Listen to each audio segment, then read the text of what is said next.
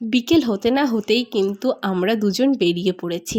আর কোথায় গেলাম জানো? এই যে দেখো বারবিকিউ নেশনে। কোথাও যাবো বুঝে উঠতে পারছিলাম না।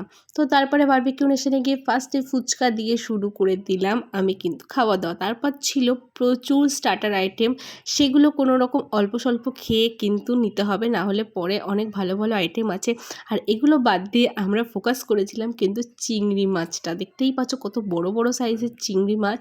তো এই চিংড়ি মাছ কিন্তু প্রচুর খেতে হবে, না হলে কিন্তু পয়সা উসুল হবে না। তো যাই হোক, আমরা প্রচুর চিংড়ি মাছ খেয়ে নিয়েছিলাম, অনেক চিংড়ি খেয়েছি। আর চিংড়ি খেয়েও পেট ঢাক হয়ে গেছিলো, তারপরে একটু সাথে কোল্ড ড্রিঙ্কসও খেয়ে নিয়েছিলাম। তো তারপরেই চলে এসেছিলো আমাদের মাটন, যেটা খাওয়ার জন্য কিন্তু আমি অপেক্ষা করেছিলাম। তো তারপরে প্রচুর মাটন খেয়ে নিয়েছি। দেখো, মাটন ফ্রাইড রাইস, প্রচুর আইটেম খেয়ে পেট ভরিয়ে তারপরে চলে গেলাম ডেজার্টে। ডেজার্ট আইটেমগুলো খেয়েই আমরা আইসক্রিম দিয়ে আজকের দিনটা শেষ করে দিলাম। টাটা সবাইকে।